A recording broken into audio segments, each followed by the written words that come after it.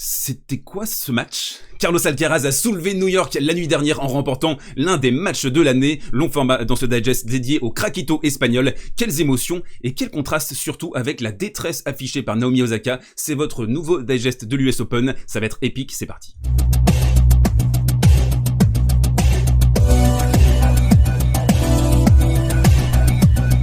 Et on attaque ce côté réseau avec l'énormissime performance du nouveau craquito du tennis mondial, Carlos Alcaraz, qui a été grandiose face à Stefanos Tsitsipas pour le battre en 5 manches. On va revenir en détail dans ce côté réseau sur cette performance et on va commencer par les propos de Stefanos Tsitsipas à l'endroit de Carlos Alcaraz qui sont très respectueux, qui a compris Stefanos qu'il était tombé sur un os. La vitesse de la balle était incroyable, dit le grec. Je n'ai jamais vu quelqu'un frapper la balle aussi fort et ça on peut en attester, on l'a vécu ensemble sur Twitch. Il a envoyé des missiles dans tous les sens. La conférence de presse globalement de Stefanos a été très intéressante. On lui pose la question: êtes-vous surpris qu'Alcaraz ait été capable de réussir un tel 5e set après un 4e totalement à votre avantage? Stefanos qui s'est imposé 6-0 dans la 4e manche. En jaune, il a très bien géré la situation. Ce genre de choses va lui permettre d'atteindre les sommets. Ça aurait dû être mon match. C'est un match que je n'aurais pas dû perdre. Je ne peux qu'apprendre de cette défaite. Il est jeune, il s'est battu, il n'abandonne jamais. 18 ans à Carlos Alcaraz. Il peut être un candidat au titre en Grand Chelem. Il a le jeu pour ça. Et ça rejoint tout à fait les propos tenus par Richard Gasquet quand il a perdu sa finale à Umag face à Alcaraz en vert. Donc on lui pose aussi la question: qu'est-ce qui vous a marqué dans son jeu?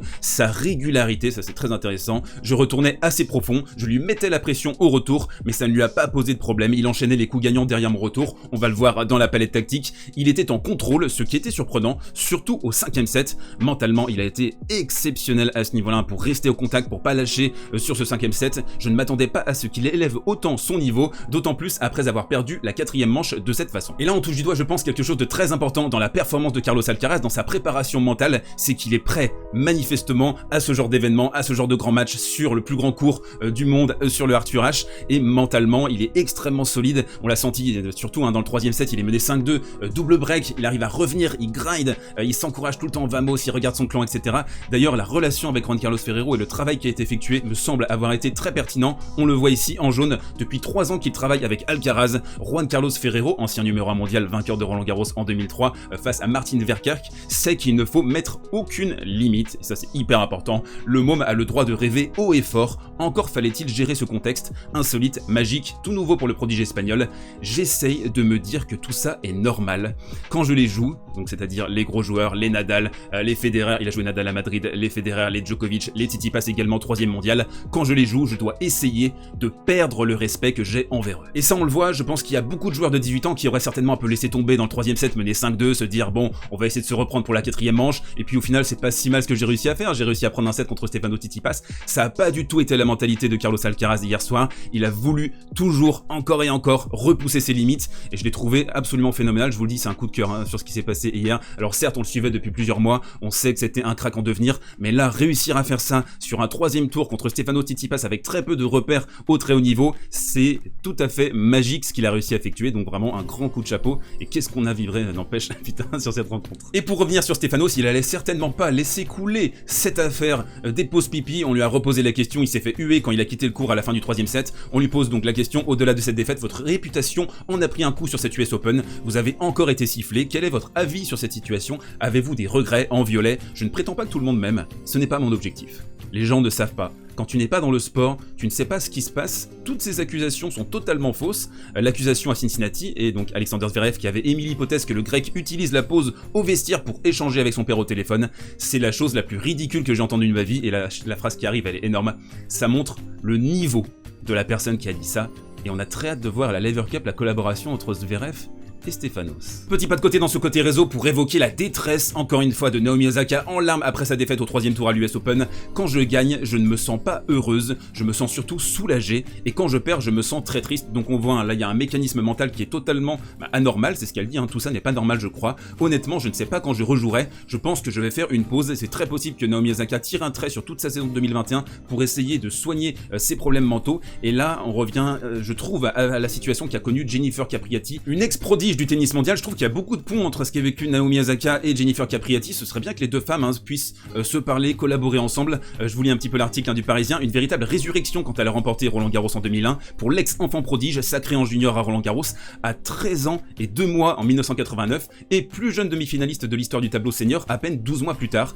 Dans les 2 ans qui suivent, la jeune fille s'offre des demi-finales à Wimbledon et à l'US Open, la médaille d'or olympique également à Barcelone en 92, donc on a un véritable conte de fées, un peu trop beau pour durer. En quelques mois, malgré 3 quarts de finale en majeur, la confiance s'effrite et ensuite là on a une descente aux enfers, le stress est indigeste, son statut de superstar, mineur et multimillionnaire est trop lourd, la famille elle-même presse sa poule aux œufs d'or avec un père mégalo, ancien cascadeur de Western Spaghetti devenu coach, une mère manager et un petit frère compagnon d'entraînement, grandeur et décadence infernale. La descente aux enfers commence et les 5 anneaux olympiques se réduisent à 2, ceux qui enserrent les mains de l'espoir déchu, d'abord arrêté à 2 reprises en Floride pour vol à l'étalage de bijoux de pacotille, puis quelques mois plus tard pour possession de Marie-Jeanne, un chemin très court du cours à la cour. Capriati doit passer 3 semaines dans un centre de soins de Miami Beach et en vert, très pertinent là ce qui est dit, l'idée de s'effacer de la planète Terre la traverse après un premier tour perdu à l'US Open en 94. Mentalement j'étais perdu, donc elle nous dit Jennifer Capriati, je n'étais pas heureuse de moi-même, de mon tennis, de ma vie,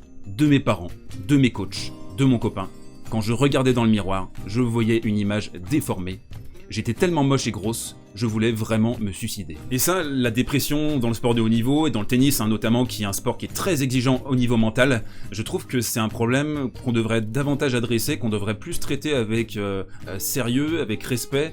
J'ai pu parfois, je sais avec Naomi Osaka, avoir certaines paroles contradictoires, certains contrastes aussi avec elle, c'est difficile de toujours réussir à la suivre, c'est un personnage un peu opaque, un peu insondable, on peut avoir des réactions épidermiques aussi quand on voit quelqu'un qui a l'air de faire des caprices, mais aussi on doit respecter sa situation mentale actuelle qui est très dépressive, elle a un véritable problème à solutionner et je pense qu'elle devrait se rapprocher d'anciens joueurs, d'anciennes joueuses qui ont connu ces moments-là pour essayer de trouver des solutions. En tout cas on lui souhaite le meilleur pour la suite et quand on voit cette histoire, on espère vivement qu'Osaka va réussir à sortir de ce guépier. Retour au tennis et à la tactique, place au coin tactique et donc retour sur la rencontre entre Carlos Alcaraz et Stefano Tsitsipas, quelques palettes pour que vous puissiez bien comprendre ce qui s'est passé. D'abord dans un premier temps, je trouve que Carlos a très bien géré la diagonale revers, il a réussi à repousser Stefano Tsitsipas avec beaucoup de longueur et surtout à le priver de temps. Ça c'est très important dans la victoire de Carlos Alcaraz, c'est-à-dire que, on le sait, Stefanos adore organiser le jeu avec son coup droit depuis cette position et tourner autour de son revers, donc c'est-à-dire quand il est ici, il peut envoyer des mites droit devant, il peut aussi envoyer des balles très bombées sur le revers adverse, donc il est très fort dans cette position. Ce qu'Alcaraz a réussi à faire d'une manière très intelligente, c'est qu'il a avancé